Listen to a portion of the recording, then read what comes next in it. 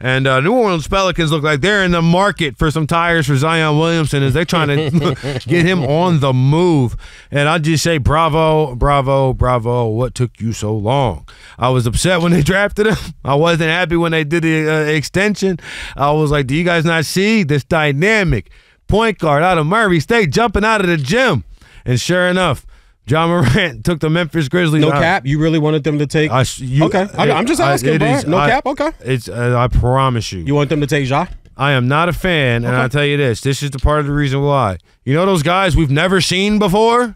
I'm not a fan. I'm out. If we've never seen them before, like we've never seen a combination of Zion size and speed. Which we have, but they just didn't But I'm good. Yeah. I'm good. You tell these freaking natures like, all right, you will lose your job 100% trying to draft the next Charles Barkley or Kevin Durant. You know what I'm saying? Yeah. Kevin Durant is an anomaly.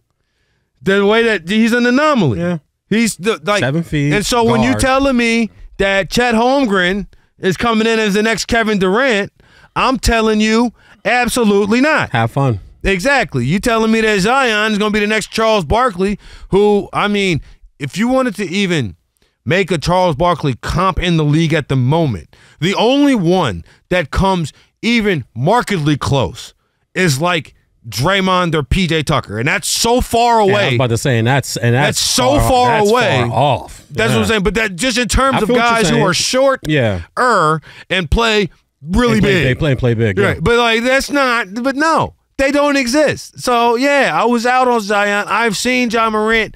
I've seen his iteration in the Derrick Rose. I've seen his iteration in these guards that can cut to the rim and move fast and be their own one-man fast break. Yeah. I've seen this archetype be super successful in the league before. It's sure enough, Memphis went from picking second to, I mean, at the point in time this year, I know.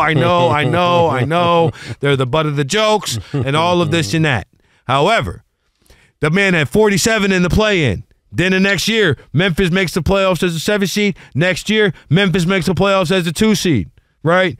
Part of the reason why Grizzlies management has such a decision to make at this moment in time, because you have not seen success like this that you have in the last 700 days of your team, right? Yeah. Since the grit and grind era. Yeah, I was on record. I wasn't high on either one of them coming out of college because, like you said, we haven't seen a Zion before. I'm like, no, that's true. We've seen Zion before. The comparison that I gave when I threw this at Chris Broussard, and he was like, "What? Wow, VJ." He reminded me. I said, "Dude, he's gonna be Clarence Witherspoon." And if you guys remember Clarence Witherspoon, he was drafted by the 76ers in the 90s, and they drafted him because they thought he was going to be the next Charles Barkley. Almost damn near looks like him if you guys Google Clarence Witherspoon.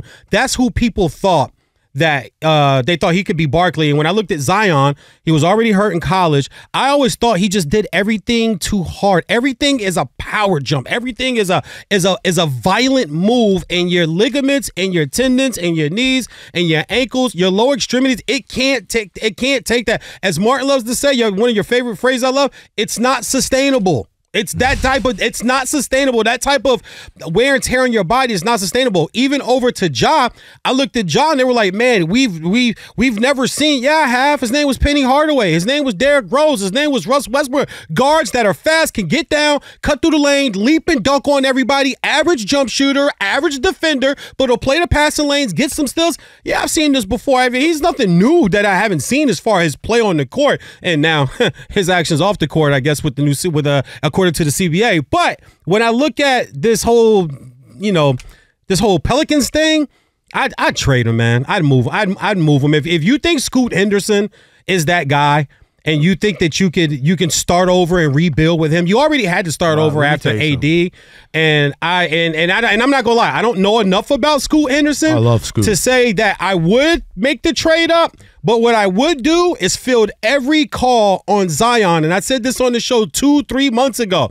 The guy's the guy don't want to play ball, guys. Just because people get to the pro leagues doesn't mean that they want to really be put into work and be there every day, make it their life. They much rather enjoy the limelight and the women and the money and the material things and the parties and the access and the elitist title that you get from being, a $200 million contract guy playing pro ball. You can pretty much have anything you want thrown at your feet. A lot of that stuff, it blinds guys. And Zion just has that look to me. And I'm not even trying to talk about all the other crap that's coming out, but look at it though, right? That shows you not focused, dude. You're doing way too much other stuff, and you're supposed to be focused right now. You could have played, but you couldn't play, but you felt good enough to play. I mean, come on, man. I don't know how much the social media aspect has. Oh no, I'm not talking about the social. I'm talking about all the stuff that's going on, personal in his life. I think I don't know how much that plays. Like Medina said last week, I don't think that plays into the calculus of.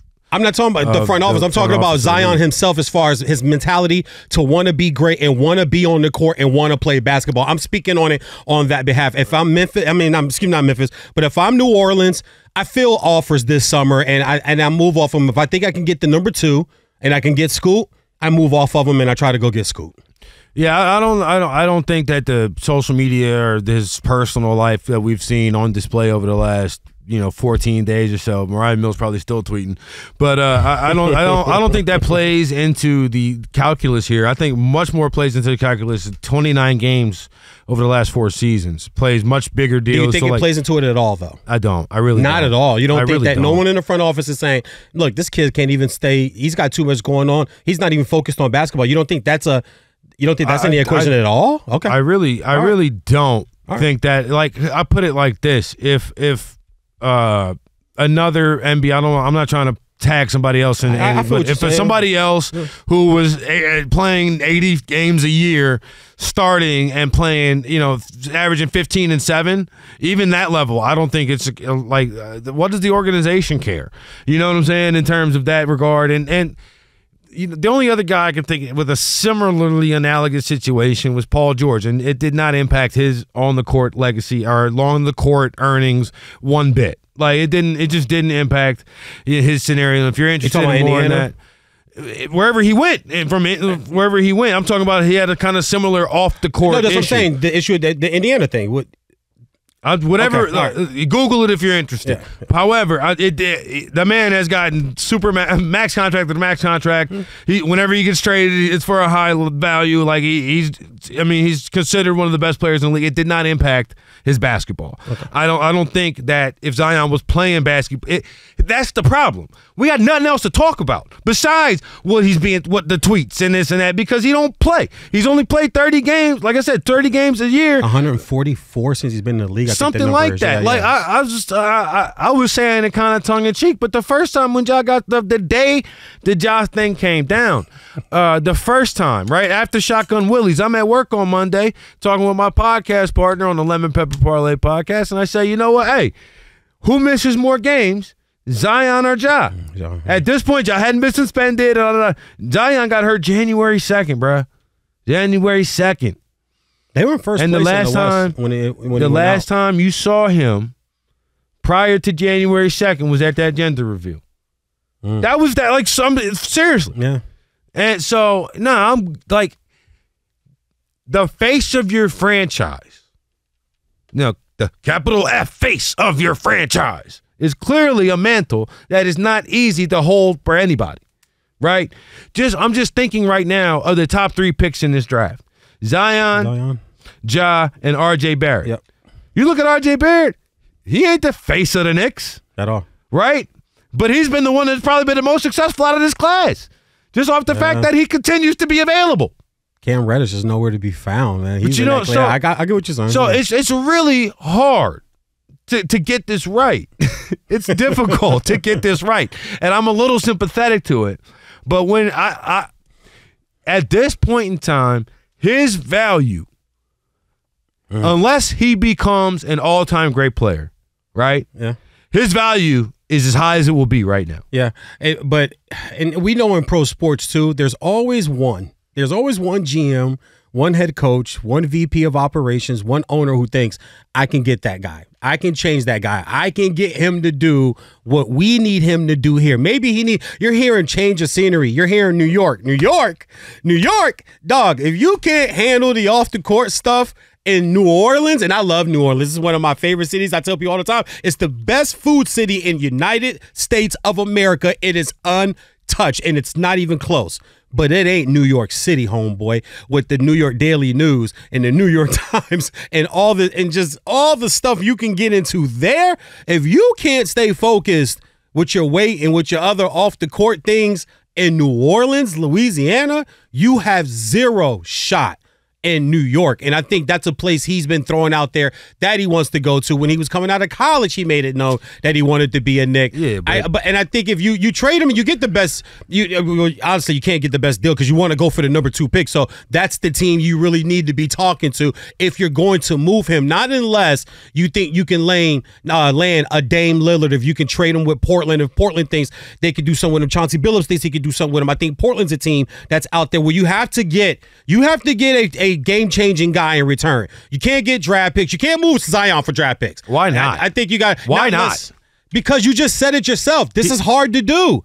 So you're going to take another. You're going to roll the dice again on draft pick or get a guy that I already know what I'm getting. But you're not getting. I mean, the guy has played 100 and something games in his NBA career.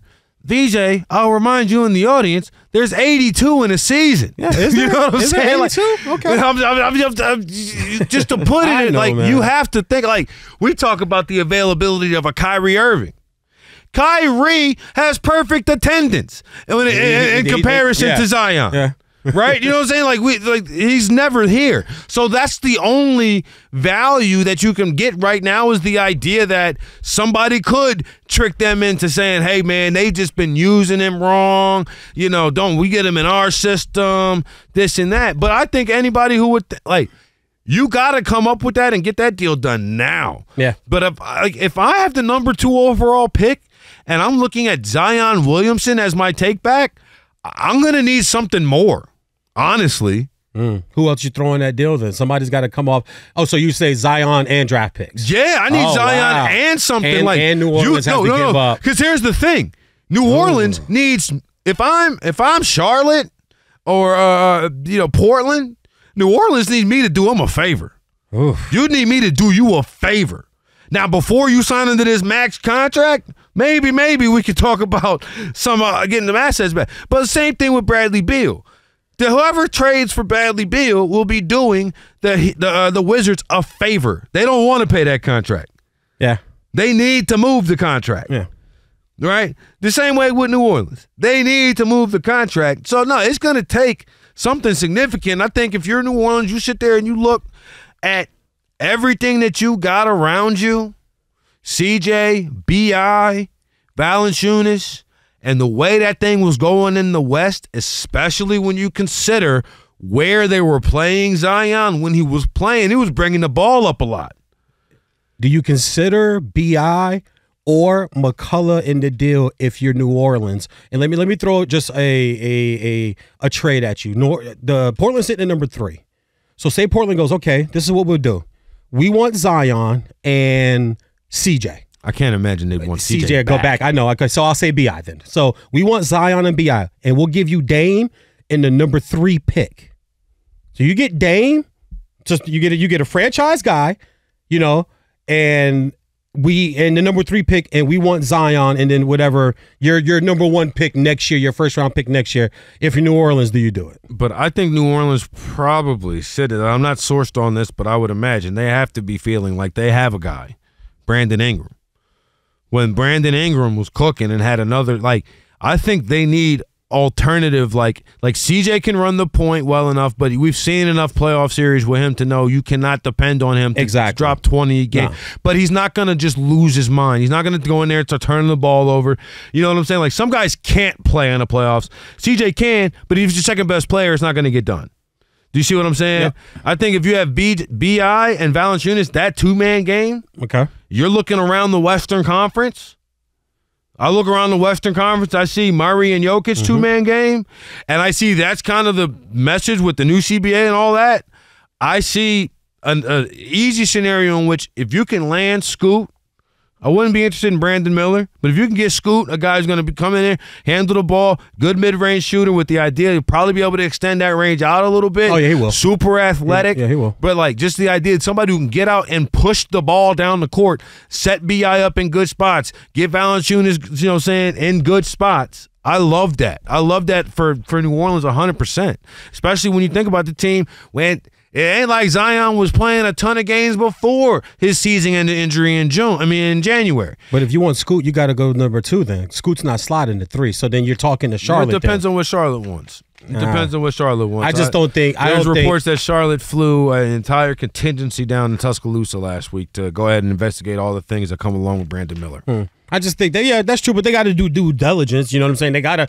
They have to research it. They got to investigate. They got to find out. But if Scoot Henderson is what people think he can be and is gonna be, then I would assume he's going number 2. And I think there may be a few teams looking to get to number 2. But I think you would have to give Charlotte, especially with Jordan completing the sale of his majority stake, still keeping a minority stake. So you're gonna have a new ownership group kind of coming in there.